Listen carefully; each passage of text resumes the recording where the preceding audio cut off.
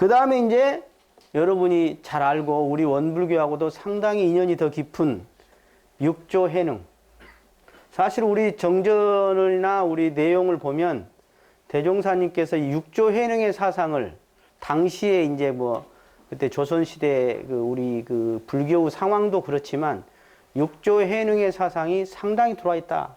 이렇게 말할 수 있습니다. 사실은. 예. 그래서 이 여섯 번째가 이제 육조해능이죠.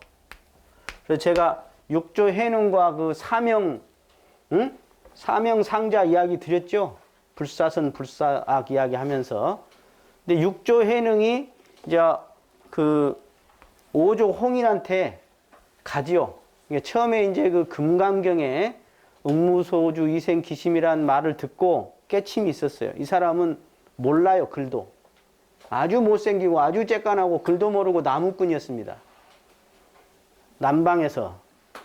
그런데 오조 홍인한테 가니까 홍인이 묻죠. 어디서 왔냐? 예, 남방 어디서 왔습니다. 남방에는 그 오랑캐들 아니냐? 불성에 무슨 오랑캐가 있습니까? 남북이 있습니까? 딱 벌써 홍인이 눈치챘어. 아, 이 사람이 보통 사람이 아니다. 그래서 방아를 찢게 만들죠. 소 대신에 소가 이렇게 방아를 찢지 이 사람이 방아를 찢는 거예요. 곡식을. 그걸 시킨 이유가 뭐냐? 너는 자중하고 보림 공부를 해라. 그거였어요. 그때 당시 수자는 누구냐? 신수대사, 신수대사. 그래서 신수대사가 이제 어떻게 보면 끌고 있죠. 대중을. 응? 대중을 끌고 있어. 그래서 이제 막판에 이제 홍인대사가 당신도 이제 생을 마감할 때가 돼서 이제 계를 바쳐라. 이렇게 해서 뭐 여러분들 들어보셨죠? 그것도? 그러니까 이렇게 써서 바치니까 그것을 이제 마지못해 썼어요. 신수는. 근데 그 이야기를 그 신수 것을 들었어. 해능이. 그리고 들어보니까 딱 뭐냐면은 일종의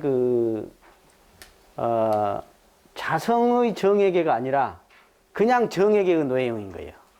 들어보니까. 그냥 점차지관이라고 그러죠. 점진적인 수행을 통해서 깨달음을 얻자. 이런 방식의 시였던 거예요. 내용이. 그 내용은 제가 생략합니다.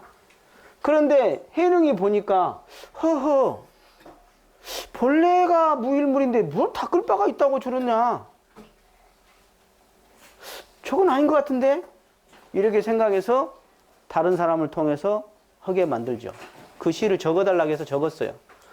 홍인이 아니라 다를까 저녁에 몰래 불러요. 그래가지고 그때 당시 이제 당신의 바루하고 옷을 전해주면서 멀리 도망가라. 너 여기 있으면 죽임을 당한다.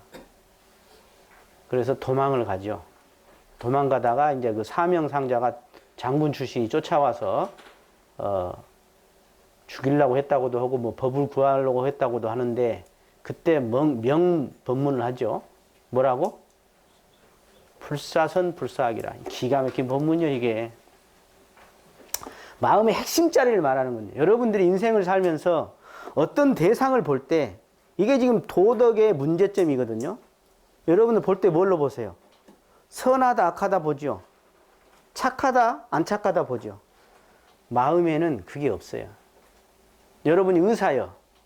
근데 왜 왔어? 환자가?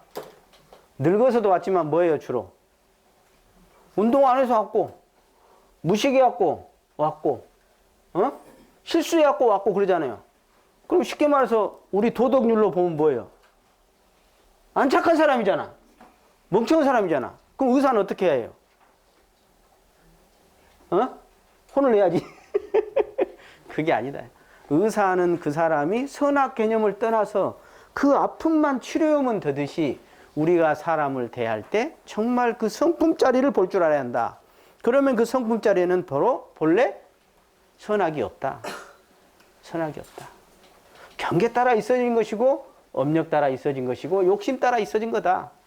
우리는 그것을 먼저 가장 기본으로 해야 한다 하는 것이죠. 제가 지금 이걸 왜 하냐면 이따 개송하고도 다 연결이 돼. 그래서 내가 설명을 드리고 있는 거예요.